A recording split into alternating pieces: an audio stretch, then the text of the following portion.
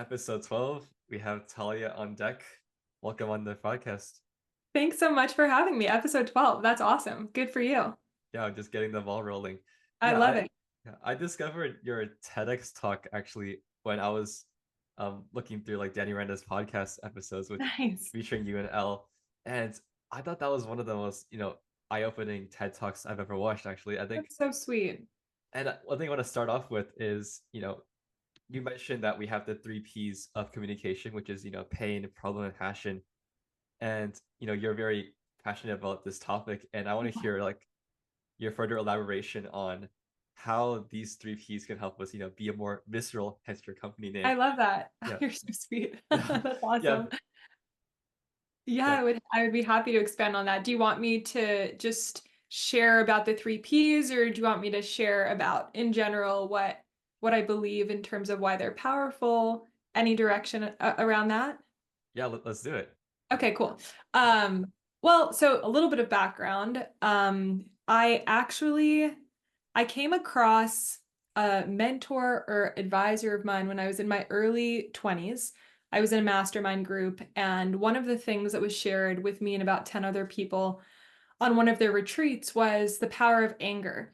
And I really took a step back when I heard that because I particularly grew up in an environment at home where and anger was just not an emotion that I wanted to develop in myself. My father actually was quite emotionally abusive in a lot of ways. And so I think I grew up around that and was like, I don't wanna tap into that emotion. So I was always very soft-spoken and sweet and nice and like goody two-shoes in my schools and also around friends. And the premise of this discussion was how when you tap into the energy or the emotion of what angers you and what pisses you off, it actually points towards your values and what you care about.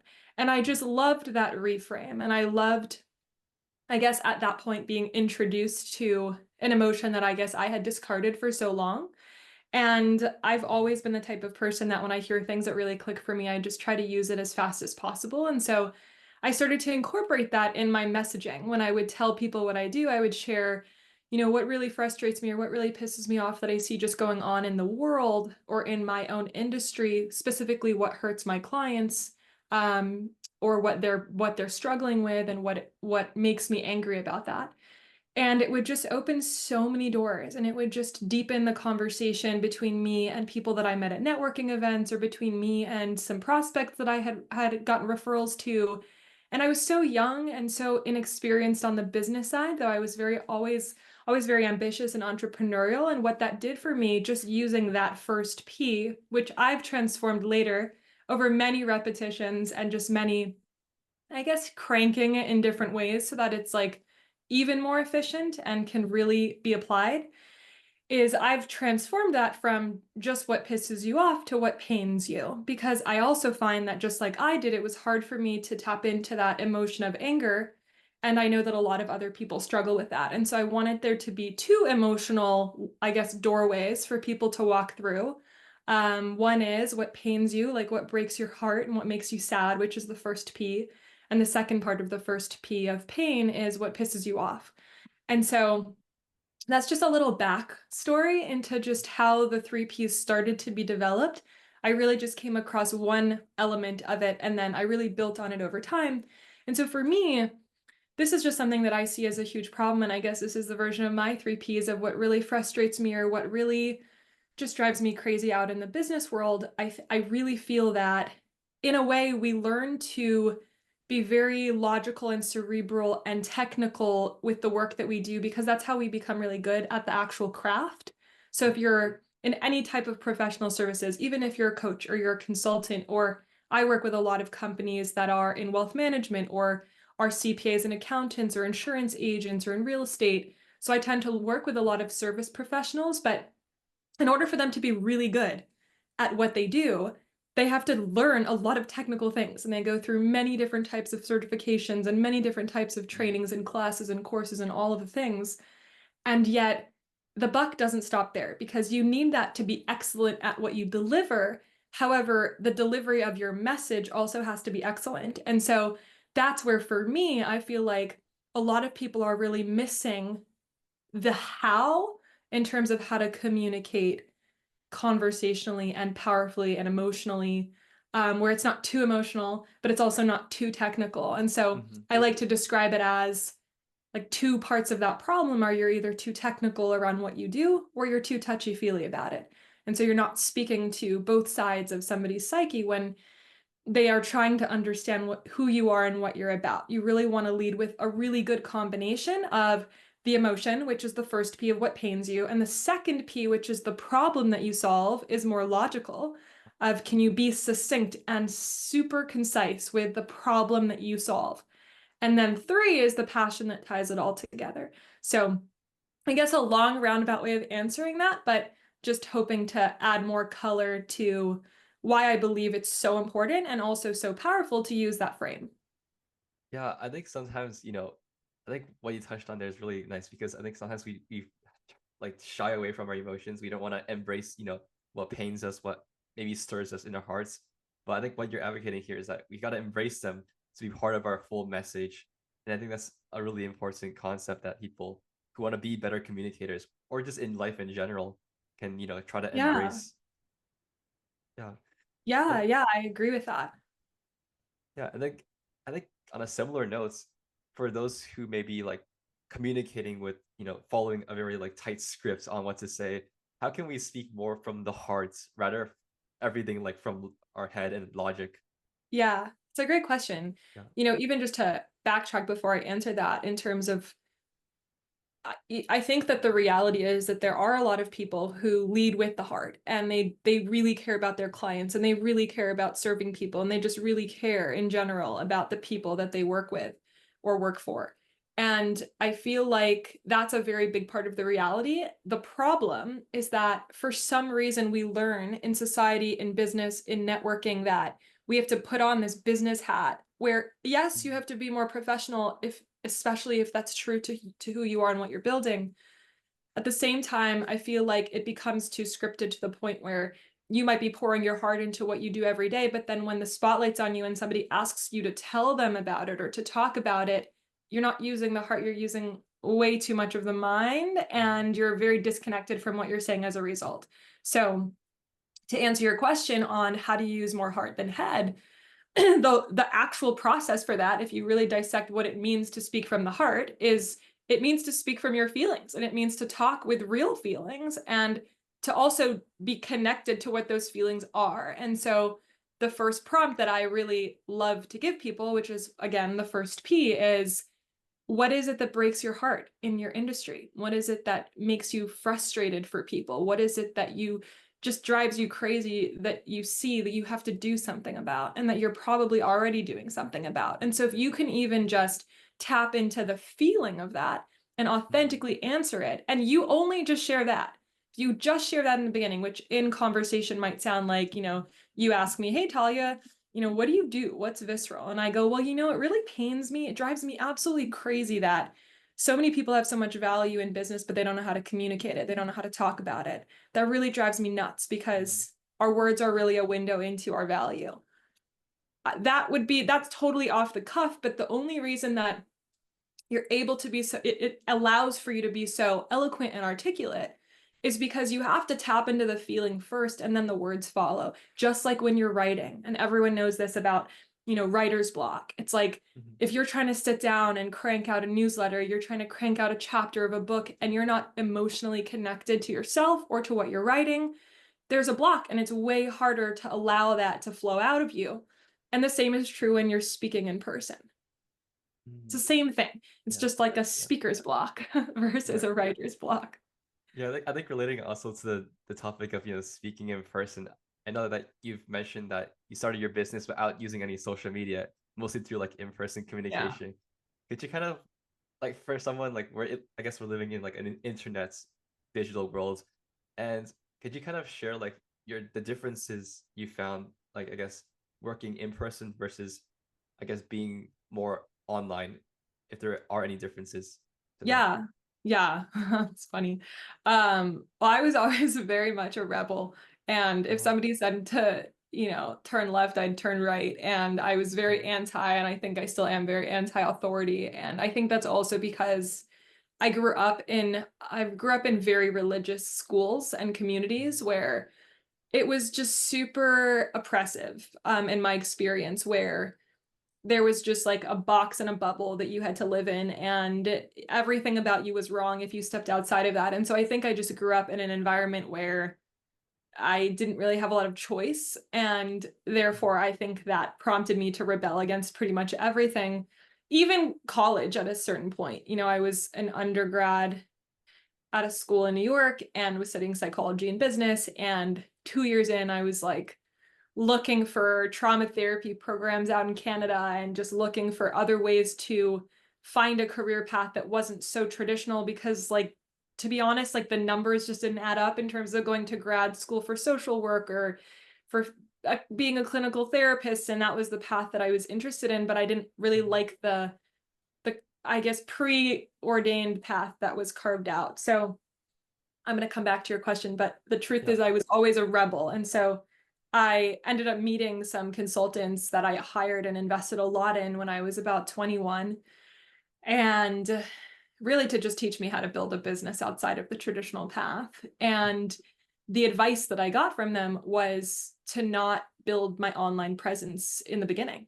And the reason for that, because they were right, was that it was going to change a bazillion times. And there was something to the advice that they gave me around, if you can learn how to shake hands, talk to people face to face in person, and you can get your message across or you can get your value across in person, you will be able to track the feedback way faster live based on whether or not they literally walk away from you in the middle of a conversation, a networking event, or whether or not their eyes glaze over, or whether or not they pick up their phone to look at that. It's just so much easier to get a sense of both energy and body language in terms of somebody's attention when you're in person. And I really found that feedback or that advice to be valuable.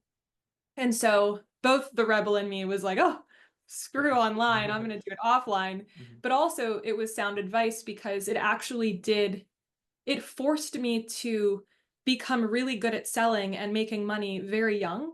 And I don't think that I would have been able, I don't know, you never know because paths can take you so many different Yeah. directions. But for me, I also had my own reservations and there were blocks for me around being online, which is true. However, at the time of the decision to not build an online presence immediately, that was really where it was coming from. And it really served me because it was really hard. It was really hard to keep going to networking events every single week or multiple times a week and just like watch people be absolutely disinterested in what I was saying. And in a way, that was a challenge that I really wanted to overcome. And I really did believe that if I could figure out what my one message was for the one person or type of person that I really wanted to work with and really articulate both my value and my price point in ways that were not at all blocked.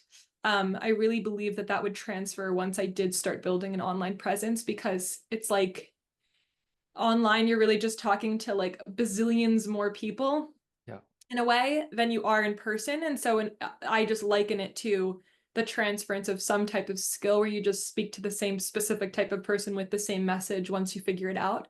So that's also really served me at this point. I started building my presence about 2 years ago, which is really late in the game for how long I've been in business. And I had a lot of judgment around that towards myself initially because I also feel like I had some, I would call it just insecurities or limitations around being seen and taking up space.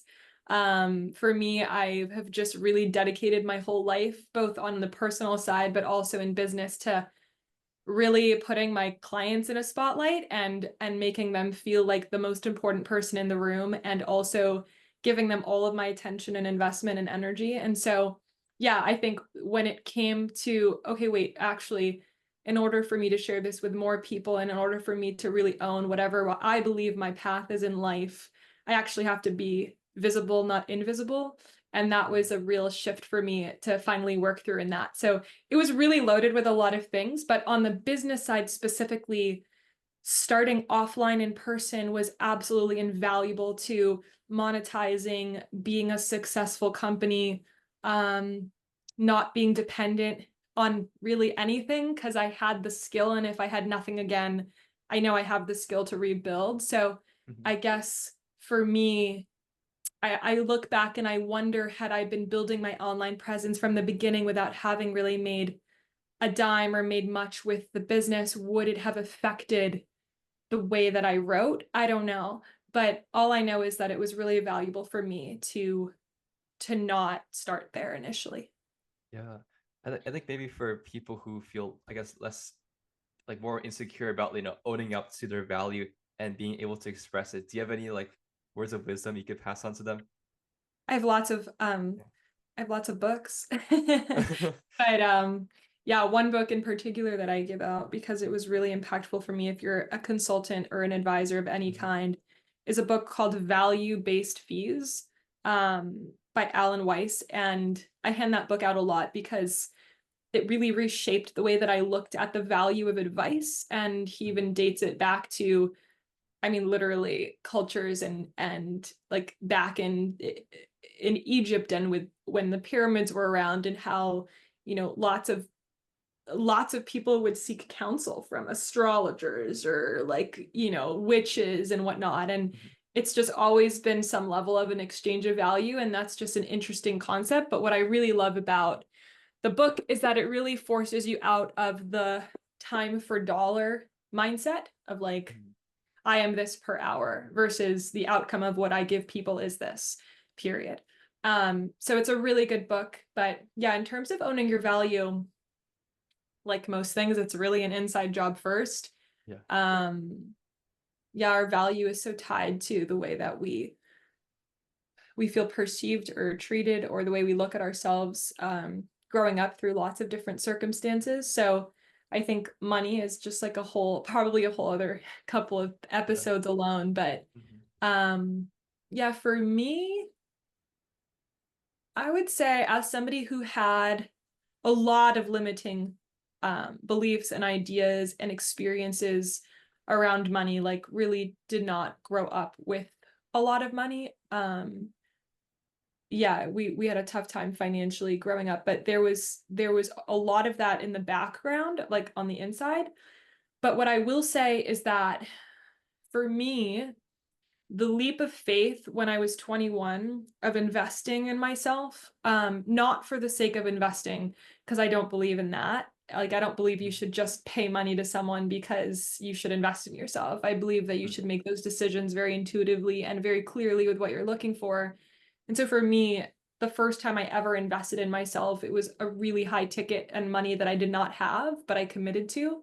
It was 30,000 for the year. And for to be a part of this mastermind and this intense training around trauma therapy, at which point I actually was hiring them to be more of a patient than a practitioner in the beginning.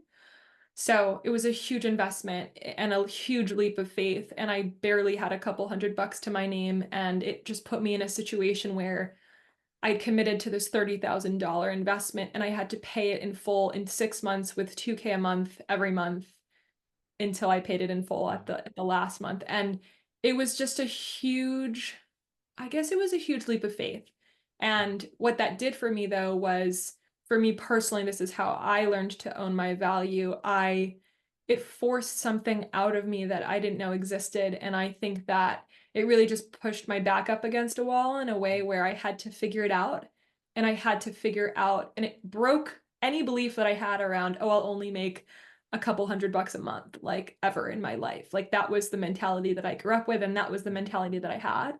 So when I went from in a couple of weeks making a couple hundred to a couple thousand, it just blew my mind. And it really blew away also a lot of the insecurities that I had around my capabilities and also my worth because of that experience. So I guess a roundabout way and just in a way that has personally supported me. Yeah, I think that it's a tough I want to be careful with the advice that I'm giving right now because again, I don't believe you should just invest in anything because I Mhm. certainly did that later too and I don't believe that that was the right thing per se. Mhm. But I do believe that to own your worth, you have to feel worthy and you have to feel as though, if you feel intuitively called to do something or you feel a very strong feeling that you're supposed to go invest in some type of training or some type of advisor, some type of consultant, or even just a friggin' $20 book, then I think you build brick by brick, and sometimes you build a house at a time, depending on the action that you take. Yeah. You build the sense of the fact that you have worth and value. So, and then you start investing in your gift, or you start investing in yourself, and that actually translates too. So, yeah, I guess that's the advice that comes to me Yeah. initially. Yeah, that's beautifully said. I feel like sometimes when we, build a successful business and we start off, we have this mindset of a scarcity. And, by the time we're like running a successful business, it's like our mindsets previously just get shattered. And now we're like kind Totally. of living in a new paradigm. So I think I'm curious how your views of like, I guess, money on, I guess, on life as well kind of change when you first started your business to now when you're now like operating one. Hmm. How have my views on money changed from when I first started to now? I would say that when I first started, I was just in survivor mode, and I was in survivor mode for a long time Mm, because I started with nothing and 30,000 in debt. So, yeah. um, so yeah, I would say that as I started to really as I really started to consistently show up in whether it was networking events at the time or when I really started to grow my practice, obviously like the action that you take really blows out some of the beliefs that you have, but then also the experiences or the outcomes that you make happen also create a new set point, or it creates a new foundation through which you build. So for me, it was really shifting from just like being in survivor mode and having moments where I was in faith mode throughout the course of starting a business, which was difficult in the beginning, to really just being at a place where I feel like I have, yeah, I invest so much into my clients, and there's so much more than just a number or a client to me. So I feel like that attitude has really served me both in the business through referrals and through just a lot of growth year after year. So I would say my mindset shifted from being in like more survivor mode to just being extremely grateful and extremely humbled and honored to do the work that I do. And that has just also expanded. I don't really feel Mm, like I feel like I just expect it to all be there. Like I expect whatever I have now to just be the baseline, and then I take action to grow it and build it all the time. But I would say my mindset's really shifted from initially being very anxious and very scared to being very grounded and centered and yeah, like forward thinking, if that makes sense. Yeah, I think you mentioned it in like one of those podcast episodes I was looking at that, on the way to the top, I think it's hard to find like many people doing like a similar set of things. Yeah. Yeah. And I feel like I also, resonate with that. It's kind of hard to find people, but the internet has made it really, such a great medium to Yeah, find that's other true. people. So I'm curious, like how would you approach it, like if you were first starting out in finding these high quality friendships? Yeah, that's a really Yeah. great question.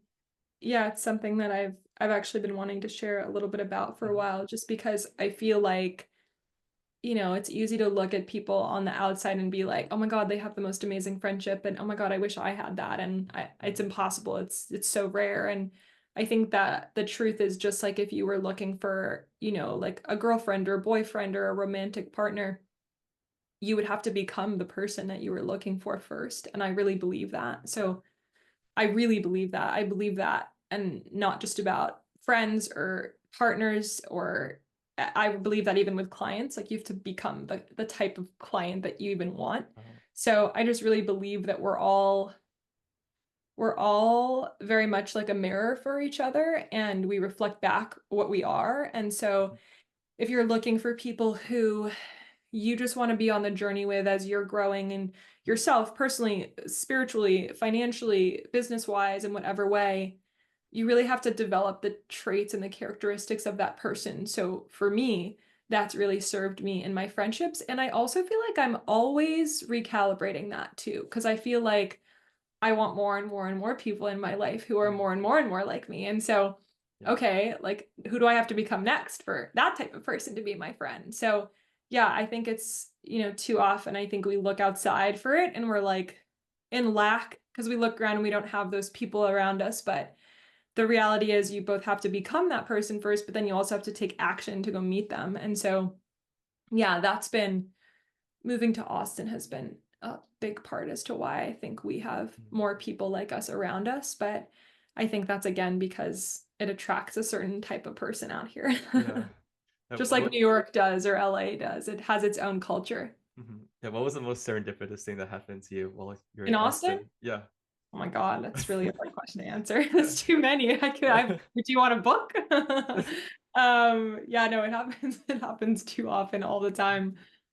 Yeah, I don't know. I can't even answer that, honestly. It's just Um, yeah, it just happens too much. It's kind of like yeah. normal everyday life to be like, what are the odds of that? And it happens. Yeah, So I keep hearing stories over there, and it's like, oh, I just gotta go to this to actually find out and yeah, see. you should experience it. It's a fun place. I would say that, besides all the hype about Austin, what I really think practically makes it such an incredible place, besides for, of course, it does attract a certain amazing type of person, Mm, but it's just small enough. Like it's small enough and big enough. And I feel like having lived in LA, New York for years, London, I've lived in really big cities. mm, What I really appreciate about Austin is that everything's super close to each other and there's like one downtown and there's one big park and there's one lake and there's like one area that yeah, there's just like each area has a vibe and a culture. And so I just say that makes it really for me it makes it really easy to meet people because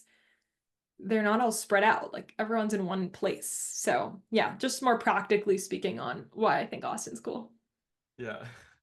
I'll definitely go one day and check it out. Yeah, Yeah. you should. Yeah. I think that's something I really admire about you is, how much of the truth that you're living in. I feel like you're living your truth day in and day out. And, I guess when we're starting out, we're kind of like blossoming like as a plants. We have to try to like, you know, I guess disregard the weeds and try Mhm. to find a way to kind of grow into this really beautiful plant. And how can we live more freely in truth and not, and I guess kind of peeling back the layers of maybe what we've been conditioned with. Hmm. Yeah, it's really a beautiful question and a beautiful analogy. Um, yeah, it's a loaded answer, Mhm. but I really do believe that it starts with just like extreme self-awareness. I really feel like that's really the only first answer I could give you is it really takes an awareness of what are the things that trigger you and when do you feel heavy and when do you feel like, the opposite of living in truth is living in triggers. And so can you become Cool. super, super aware of what the triggers are and then work your way to what the truth is through that? So for me, as an example, going back to business, like there was a period of time when I first started where I was extremely triggered by any time anyone asked me what my rates were because I had a worth and self-worth issue and I could build rapport like a absolute master, but then we'd get to the part of like, oh, I really want to work with you. How much does it cost? And I would just freeze. And that was a trigger that I became aware of and then became like relentlessly curious about and committed to peeling back and understanding where that came from and what was my relationship with money and where did I have experiences where I didn't want to receive money because there was some type of condition or manipulative tactic on the other. Like it Mm. really, really forces me. And I think that's just a huge practice in my life that I believe serves me in all areas of life in terms of living in truth. I think that word can also be misunderstood for some people. Like there's a universal truth. I think that there's just what's true for you. And then there are also like truths about life that I believe that are timeless. So yeah, I think that nuance is important, but also for me, it's been more about really, really becoming aware and then really, really being committed to just like facing myself and looking at the parts that are just not pretty and really working through whatever the trigger is to actually yeah, find the truth of what I want or what the experience is that I actually want. Yeah, how can we find like the courage to lean into our inward selves? Because I think from what I've experienced as well, like when we do the inner work, there's a lot of discomfort that goes into it. We have to Yeah, kind it's of not fun. face ourselves like directly face to face. So how can we have more of that courage to lean into that discomforts?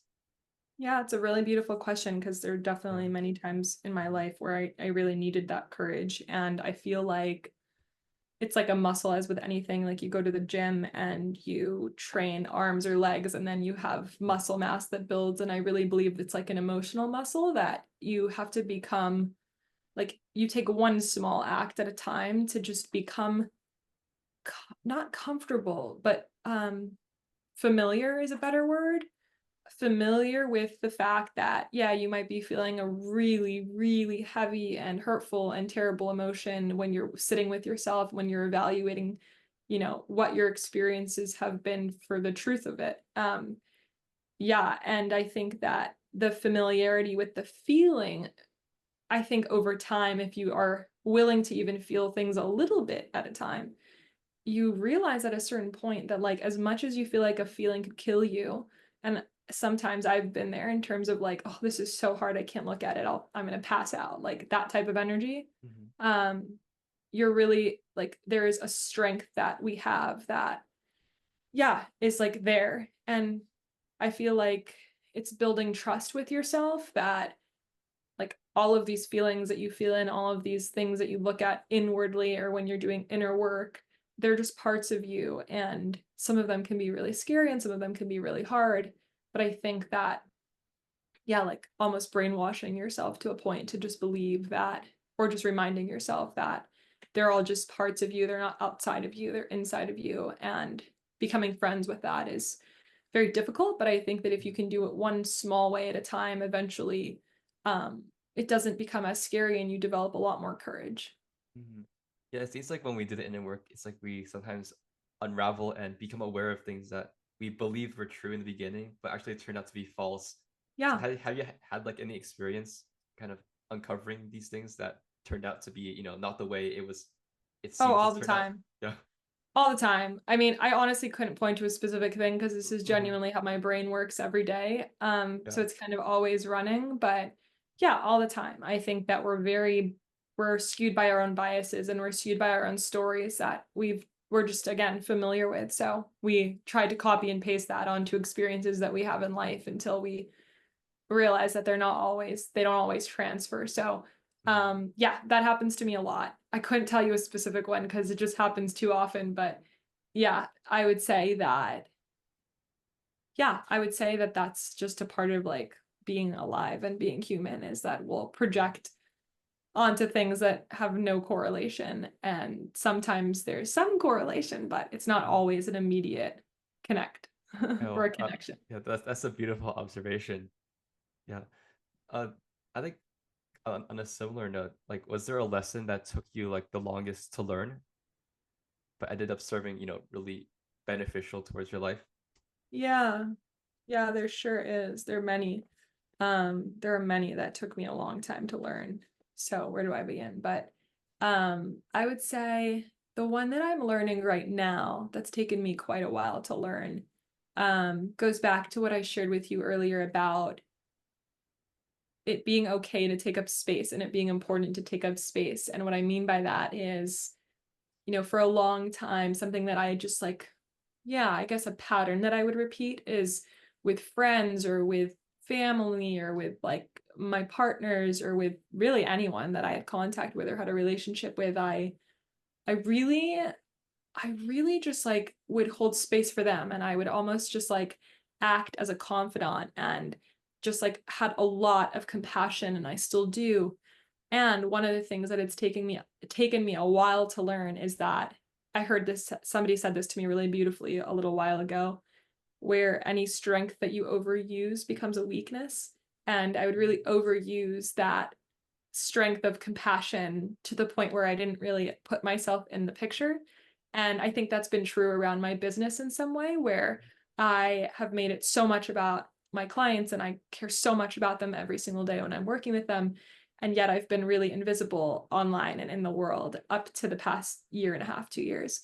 So that's a lesson that I feel like I'm still learning, of just Mhm. really allowing myself to like step out on my own Yeah. platform and just share. So that's just one that it's taken me a while to learn because there was actually a lot of work and healing and inner work, as you say, um, yeah, around what contributed to me being a little bit more reserved and not wanting to be like the center of attention. And so, yeah, that's something that I still get to work through. And I'm really excited to be turning that page with a podcast that I'm starting with a really good friend of mine. So, Oh, yeah, congrats. I Yeah. think that thanks. Yeah, thank you. I'm Mhm. really looking forward to it. So, yeah, it's something I'm still learning, but I would say I've been learning it my whole life. Yeah. So, Yeah, I think on the topic of starting a business, it's like we have, these skills that we can offer to the world. And how do you go from someone like who has these skills to actually packaging it in an actual offer that can genuinely help people? Because I think something I'm working on is like I have the skills here. Is like how do I take that and actually make it into an offer? can I ask you what the skills are, just to be more specific?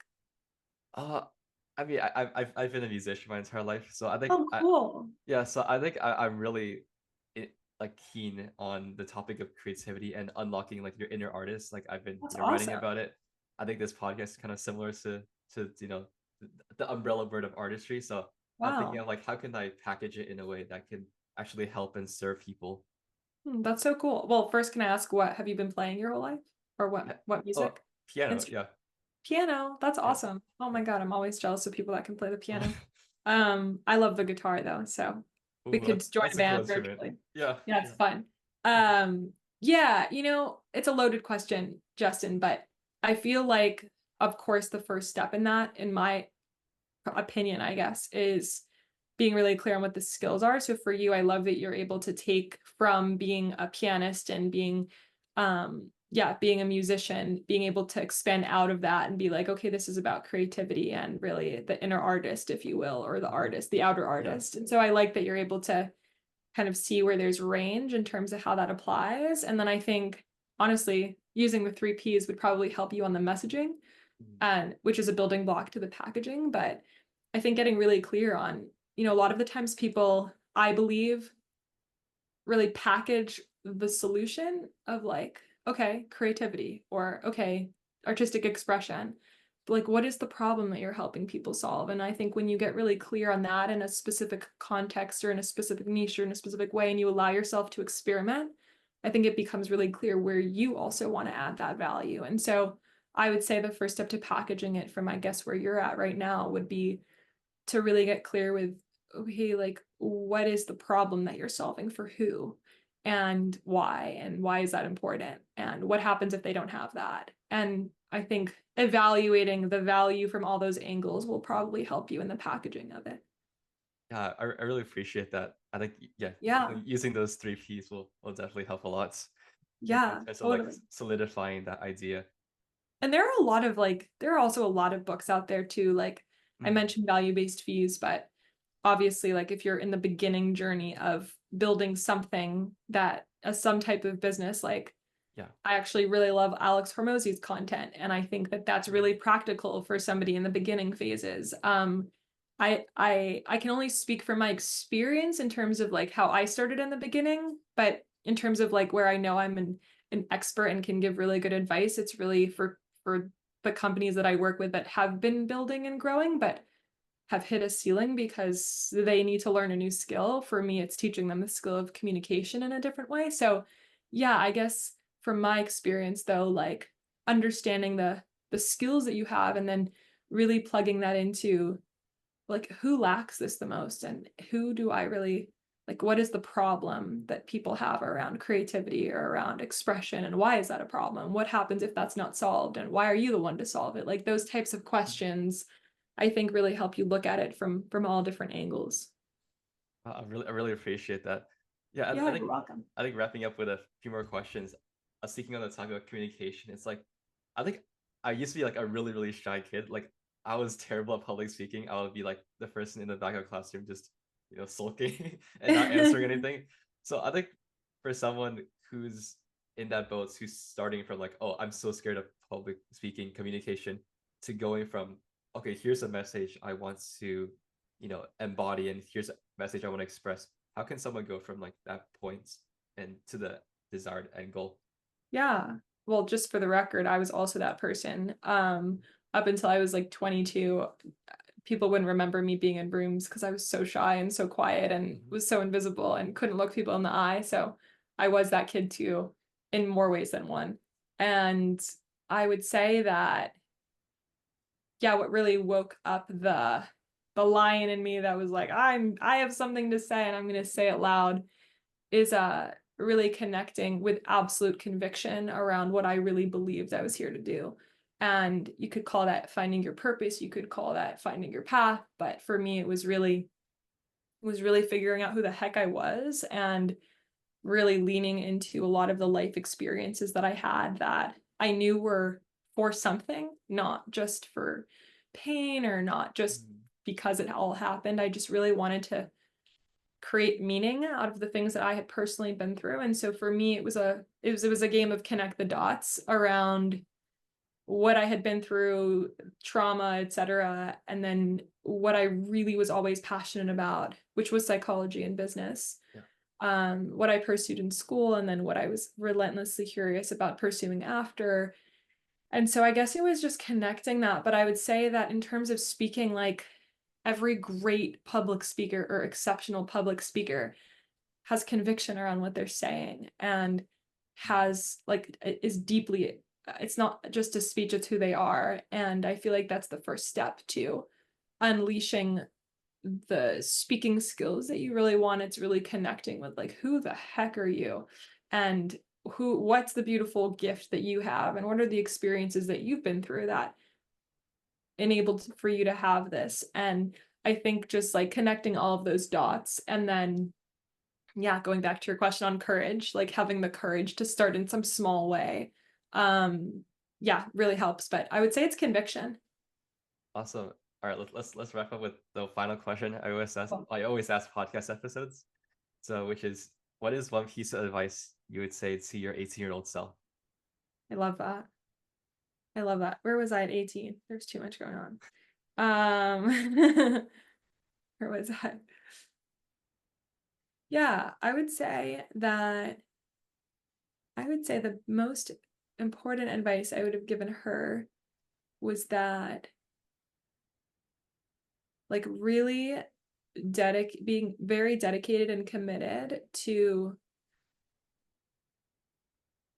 unraveling a lot of the negative experiences or traumas or whatnot, just like really looking at it square in the face and being committed to healing that and being committed to understanding it and making meaning out of it is probably going to be the most important thing that I ever did in life that would get me to the relationship and partnership that I have now, or the friends, or the business, or the money, or whatever it is that I really wanted at the time that I didn't have. I would probably reaffirm that that is the way to get it and the most important thing to do. So, not just for success, but for like well-being and happiness. So, yeah, that would be my advice.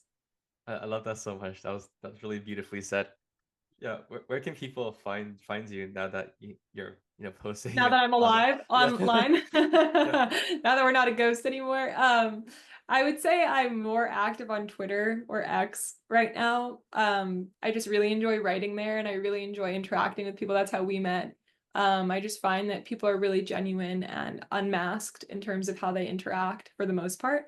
So yeah, I would say X is a great place. And then I also can be reached through my website. I don't know if my calendar link's live because I've shut that down temporarily because, yeah, just other amazing projects that I'm working on.